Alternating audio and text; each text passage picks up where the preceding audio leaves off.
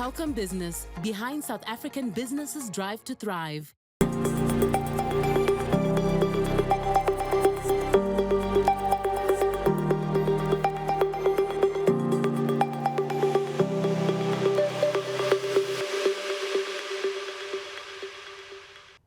Welcome to the Entrepreneurial SME with me, Rams Mabote.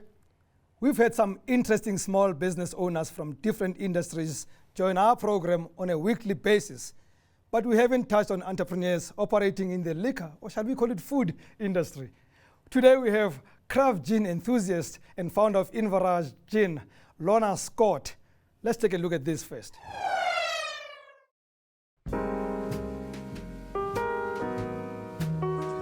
My name is Lorna Scott. I'm the founder and the CEO of Inverroche, and we are here today at the Element House to celebrate the launch of our Gin Academy, which is a partnership between two establishments that represent African luxury. Inverroche creates authentic and uniquely South African gins, and they're created from botanicals that we infuse our gins with that have been used by our ancestors for probably about 150,000 years already. I understand luxury. I come from a marketing background and know that when you create products that speak about the essence of a culture, that it has the potential to start conversations and to lead the way for economic growth, particularly in a very depressed area, which is where still by is very, very high unemployment. And so the idea of infusing initially perfume with these aromatic plants led me to the creation of luxury spirits. And I know that I always say I like gin, which is a main contributing factor. But it really was because of the, shall we say, the way in which spirits are enjoyed. I believe Inverroche will continue to grow organically in some ways, but also exponentially in others. What limits our growth is purely just the downstream supply chain in making sure that we have not only ingredients available, but the skilled staff that will, be part of this journey going forward. But the vision for Inverroche to be in every five-star establishment in all the major metropolises across the world, I think is a very real vision. And the fact that we're already in more than 30 countries, speaks to that. And that's happened completely organically.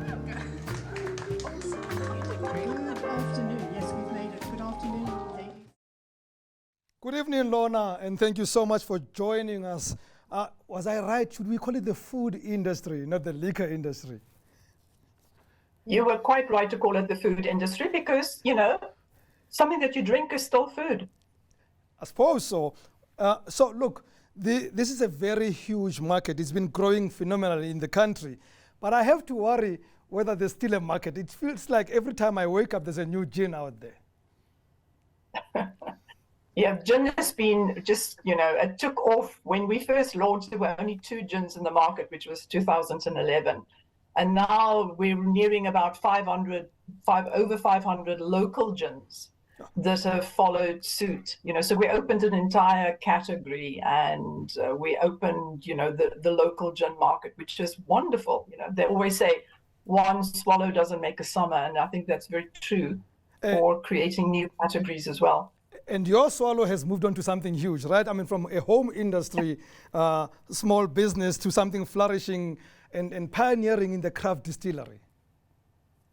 I know it's just so amazing. I still don't, believe sometimes. I have to pinch myself the fact that we're already in over 30 countries, having just launched this little fledgling little swallow on the 16th of December 2011.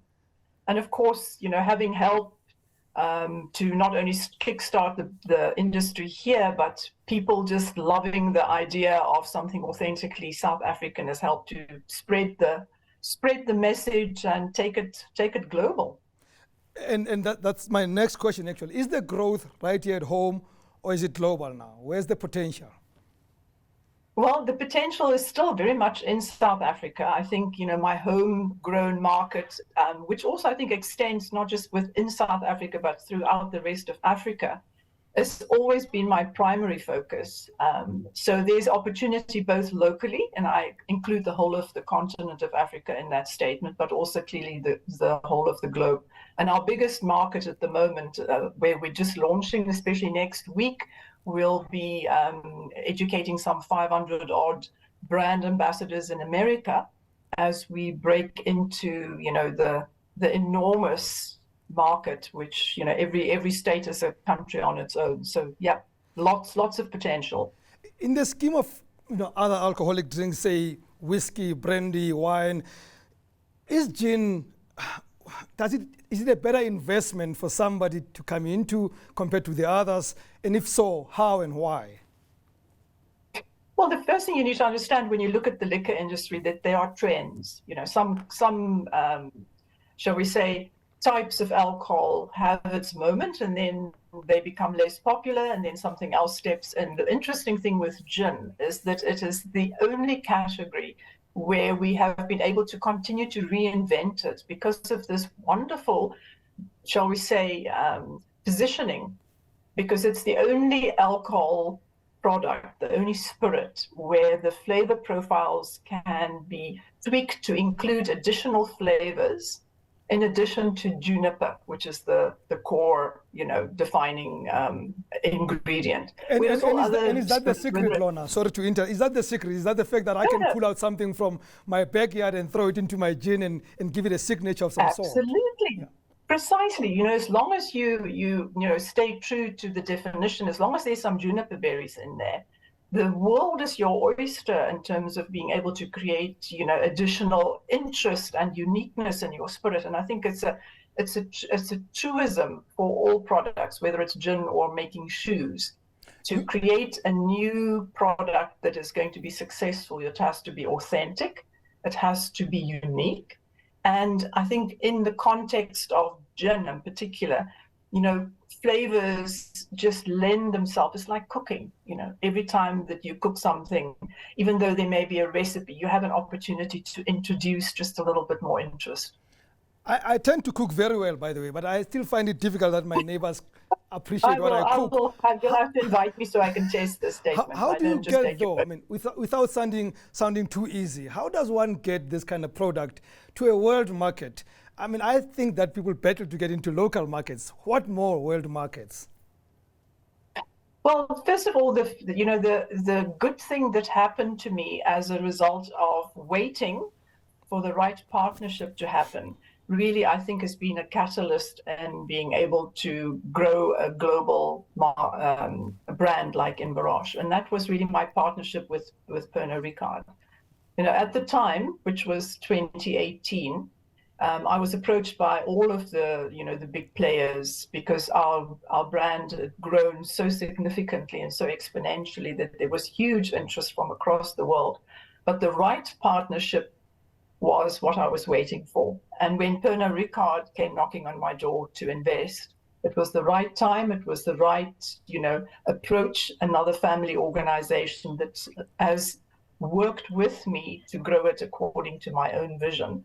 And it's that catalyst that one needs to, scale, but also do so within your own vision, to retain that, I think, is paramount. So the right partnership, I think, is a critical component, and also a business plan. So if you want me to tell you about my business approach, I think there's some value in that. Let's not talk about that yet. But I'm going to take a break. I'm going to take a short break, Lorna. When we come back, we continue this conversation.